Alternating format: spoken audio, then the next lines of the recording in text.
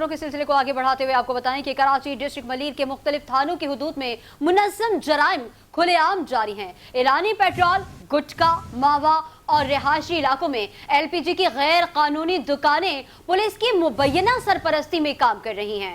Channel 5 news के नुमाइंदे ने स्टिंग ऑपरेशन के जरिए पुलिस की मुबैना भत्ताखोरी को बेनकाब किया है। क्या मनासिर हैं, पहले ये देखते हैं। लेकिन आपके ये सेफ्टी और ये कागजात पूरे होंगे तो वो 200 लेंगे। जानू अगर हम लोग भी लगाएं ऐसा कोई केबिन तो लगेगा सही है। हफ्ते में वो 2000 तो लेते हैं पुलिस को। किसका? मैं बाबा ये पुलिस को किसको देने पड़ेंगे? ये पुलिस को क्या नाम है यार, नवीद को। नवीद कौन से थाने का है? देश तो लें, पुलिस पकड़ लेती हमें यार। अगर हम लोग भी लगाएं ठिया तो ये पेट्रोल का बात करनी पड़ेगी थाने में। थाने वाले कितने पैसे लेंगे? 3000 नहीं 3000 पूरे महीने के? हफ्ते के 3000? बकाया कि सिपाही आएंगे उन्होंने का अपना खर्चा देना होगा। वो कितना? जुमराई वालों को 200 देने होंगे, मोबाइल वाले को 300। अच्छा वो अलग। और थाने में किसको देने? थाने में हेड मोटर का क्या नाम है? अभी चेंज हुआ का नाम नहीं पता, रात को पता लगेगा। अच्छा बस जाके मैं अगर हेड मोटर से बात कर लूँ तो या किसी के थ्रू जाना पड़ेगा मुझे? साथ जाना पड़ेगा। अब कोई जानने वाला जगह में लगाओगे, जगह ये बताना पड़ेगा, इस जगह में लगाइए। अब जगह तो मैं बता दूंगा, पीछे जगह है मेरे पास।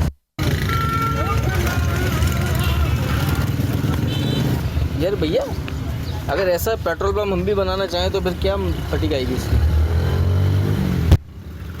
खाने की बड़ी खाए। खाने की? खाने की कितनी फटीक होगी? हफ्ता 2000 लेंगे। अच्छा कौन से थाने वाले? शालतपुर में कौन सा है?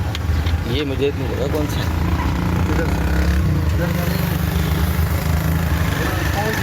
बोलेगा पहले पुलिस वालों इधर ही लगा लेंगे कहीं ना कहीं यार, ऐसे जो मशवरा करना। अच्छा जैसे मेरे को यहाँ से इजाज़त मिल जाती तो कितने पैसे दूँ मैं? पुलिस को कितने पैसे जाएंगे? पुलिस वाले वो ऐसे जो मर्जी जितना ले। आप भी कितने जाते हैं वैसे? मिसाल बोला मैंने हफ्ता 2000 जाता। हफ्ता 2000 रुपये यार। कराची डिस्ट्रिक्ट मलीर के मुख्तलिफ थानों की हुदूद में मुनज़्ज़म जराइम खुलेआम जारी हैं। ईरानी पेट्रोल, गुटखा, मावा और रिहायशी इलाकों में LPG की गैर कानूनी दुकानें पुलिस की मुबैना सरपरस्ती में काम कर रही हैं। इसी हवाले से मज़ीद तफसीलात जानेंगे हम यासिर हुसैन से। यासिर, चूंकि आपने ये ऑपरेशन किया है और सिर्फ मलीर के चंद थानों में आपने ये स्टिंग ऑपरेशन किया है, तो हम जानना चाहेंगे कि क्या क्या देखा आपने और कितने पुलिस वाले मुलविस हैं, और थानों के हवाले से आपने वहां पर भी जाहिर सी बात है रब्ता किया होगा। मजीद क्या तफसीलात हैं यासिर, बताइएगा हमें। जी बिल्कुल, देखें डिस्ट्रिक्ट मलीर के ये थाने हैं, बिन कासिम हो गया, शाह लतीफ हो गया और सुक्कन थाना हो गया। ये तीनों थानों की हुदूद में हमने जो है वो स्टिंग ऑपरेशन किया, जहाँ पे गैर कानूनी तौर पे जो है वो ईरानी पेट्रोल बेचा जा रहा है, गुटखा मावा बेचा जा रहा है और रिहायशी इलाकों में LPG के ऊपर सख्ती से पाबंदी है कि वहाँ कोई दुकानें नहीं खोली जाएंगी, कोई भी बड़ा हादसा हो सकता है। तो ये तमाम काम मुबैना तौर पर पुलिस की सरपरस्ती में चल रहे हैं, क्योंकि जब हमारी इन तमाम लोगों से बात हुई तो उन्होंने कहा कि 3000 रुपए हफ्ता जो है वो हेड मोहर को मुबैना तौर पर वो देते हैं और उसके एवज जो है वो हमें चलाने की खुली छूट देते हैं। जबकि गुटके मावे वाले से हमारी जब बात हुई तो उन्होंने कहा कि मुबैना तौर पे 1 लाख रुपए हफ्ता जो है वो हमारा मावे का यहाँ से जाता है। जबकि LPG की जो दुकानें हैं उन्होंने बताया कि अगर आपके पास सेफ्टी की चीजें होंगी तब भी पुलिस पैसे लेगी और अगर नहीं होंगी तो तब भी पुलिस लेगी पैसे, और वो बहुत ज्यादा तंग करती है। इस तरह की चीजें जो है वो तीनों थानों के हुदूद में हमारे सामने आई और हमने उनका स्टिंग ऑपरेशन किया। जबकि हमने SSP से बात करने की कोशिश की, SSP मलीर से, तो उन्होंने फोन रिसीव नहीं किया। और जबकि जब हमारी थाने इंचार्ज यानी कि SHO से बात हुई तो उन्होंने कहा कि हाँ 1 से 2 दिन रुक जाए, फिर इसके ऊपर हम कार्रवाई करते हैं। यानी कि अगर कोई शख्स को गोली भी लग जाएगी तो वो अभी इंतजार करवाएंगे कि 2 से 3 दिन बाद कार्रवाई होगी उसके ऊपर।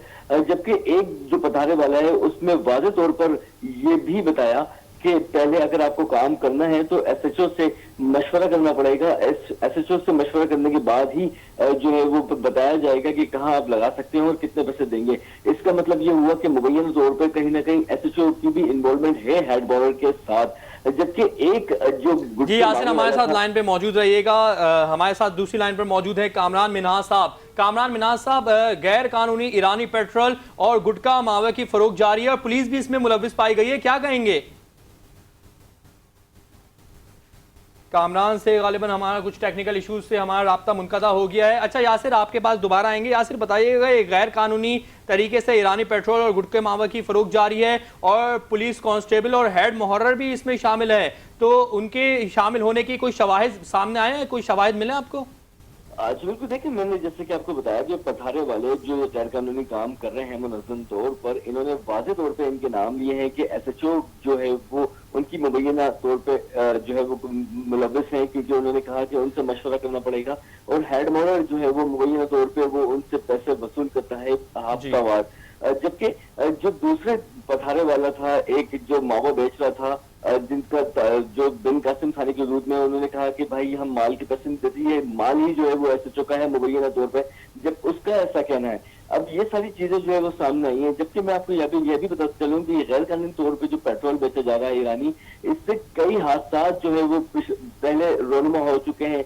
शाह फैसल कॉलोनी में एक गैर कानूनी तौर पर पेट्रोल पंप बनाया गया था, जिसकी वजह से वहां पे आग लगी और पूरी ही बिल्डिंग जो है वो। जी यासिर हमारे साथ लाइन पे मौजूद रहिएगा। हमारे साथ दूसरी लाइन पर मौजूद है कामरान मिन्हाज साहब। जी कामरान मिन्हाज साहब, गैर कानूनी ईरानी पेट्रोल और गुटखे मावा की फरोख्त का मामला जारी है और पुलिस भी मुलविस पाई गई है, क्या कहेंगे कामरान मिन्हाज साहब?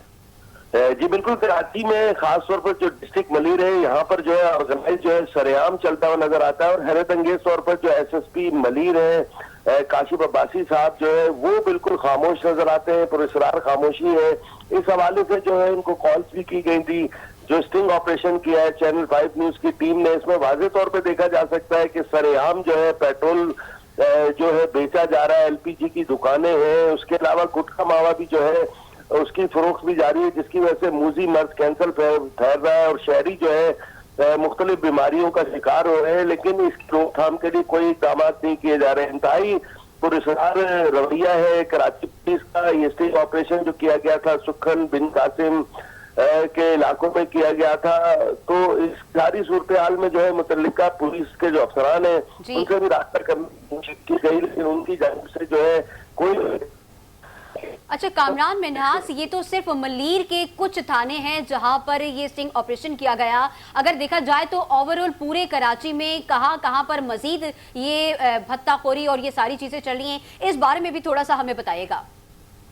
देखिए, इस वक्त जो कराची की सूरत हाल है, शायद ही कोई कराची का कोई ऐसा थाना हो। 106 थाने कहे जाते हैं, उसके अलावा चौकियां मिलाकर 122 से जायद जो है ये पुलिस स्टेशन बन जाते हैं जहाँ पर पुलिस मौजूद होती है। और कोई ऐसा इलाका नहीं है जहाँ पर ऑर्गेनाइज क्राइम ना हो। डिस्ट्रिक्ट मलीर की बात करें तो बासानी जो है मंशात जो है दस्तयाब है, गुटखा दस्तयाब है, और उसके अलावा LPG की जो दुकानें हैं, जो पेट्रोल खुला बिक रहा है। हाल ही में एक बहुत बड़ा हादसा हो चुका है शाह फैसल कॉलोनी में, पूरा बिल्डिंग तबाह, 4 लोगों की हलाकत हुई थी। उससे भी जो है पुलिस ने सबक हासिल नहीं किया है। उसके बावजूद भी जो है पुलिस वहाँ पर मुबैना तौर पर जो है पैसे वसूल करने के बाद गैर कानूनी जो है और उसके अलावा जो है पेट्रोल या फिर ये गुटखा मावा की इजाजत देती है, जिसकी वजह से शहरी को नुकसान हो रहा है। पूरे कराची में जो है इस तरह के मुनज़्ज़म ऑर्गेनाइज क्राइम हो गए, जिसकी जानिब से जो है ये अहकाम दिए गए थे कि किसी सूरत भी जो है उस को या उस SSP को नहीं छोड़ा जाएगा, उसके खिलाफ कार्रवाई की जाएगी जिसके इलाके में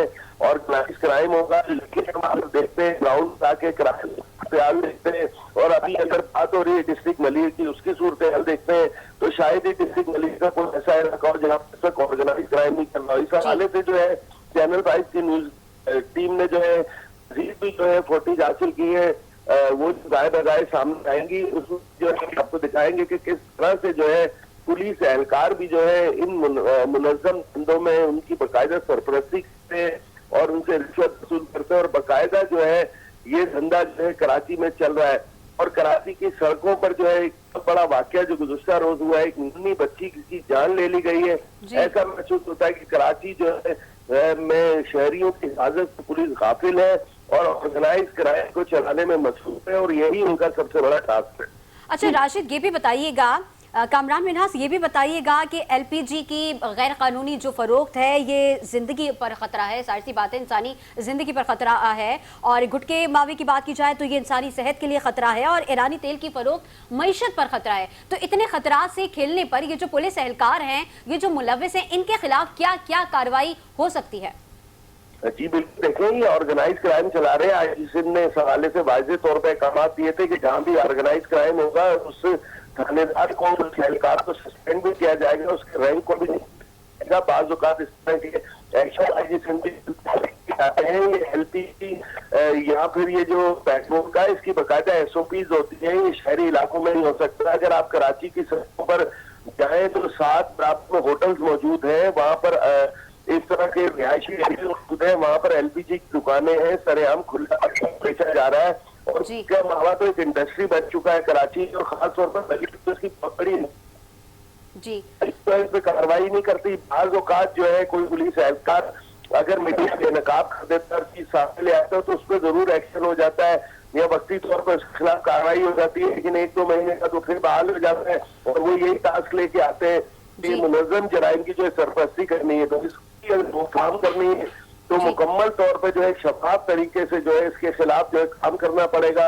और उसी के बाद जो है ये मुनज़्ज़म जराइम का खात्मा हो सकेगा। और शहरी जो इस वक्त लावारिस कराची की सड़कों पर 10 से 15 दिन में जो है 3 लोग कत्ल हो चुके हैं डकैती की वारदातों में, डकैती की वारदातें हो रही है और पुलिस जो है ऑर्गेनाइज क्राइम को सपोर्ट करने में। ठीक है कामरान, हमारे साथ ही रहिएगा। एक बार फिर से रुख करेंगे यासिर हुसैन का। यासिर हुसैन, आपने चूंकि ये ऑपरेशन किए हैं, शहरी आबादियों में पान गुटके की जो है ये फरोख्त जारी है, ऐसे में अवाम का, वहाँ के शहरियों का क्या मुतालबा है हुकूमत से कि वो इस चीज को किस तरह देख रहे हैं? जी बिल्कुल, देखिए जैसे कि मैंने आपको बताया कि शाह फैसल में भी माजी में इस तरह का वाकया हुआ है जहां पर एक शख्स जो है वो जाबाक हुआ था और पूरी बिल्डिंग तबाह हो गई थी। इससे पहले हैदराबाद में इतना बड़ा ब्लास्ट हुआ था जिसमें काफी लोग मारे गए थे। जबकि हमने जिन जिन इलाकों में ये स्ट्रिंग ऑपरेशन किए हैं वहां के लोगों से हमारी बात हुई तो उनका कहना था कि इन दुकानों को जो है वो खत्म होना चाहिए, क्योंकि खाली ये 200 रुपए की बस एक पथारे से लेते हैं, जबकि यहाँ पे जो सैकड़ों पथारे इस तरह के लगे हुए हैं जो कि जिंदगियों को बहुत ज्यादा खतरा लायक है।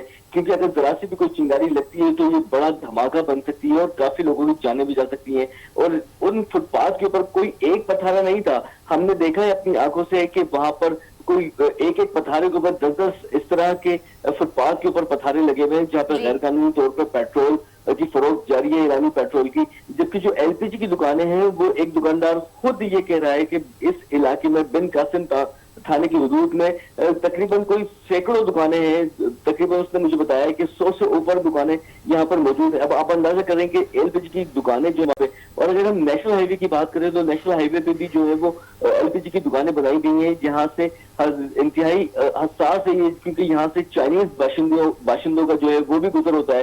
रोजाना खासा कोई ब्लास्ट होता है, कोई मसला होता है, तो एक बड़ा जो है वो। ठीक है यासिर, बहुत शुक्रिया। कामरान मिन्हास, आपका भी शुक्रिया।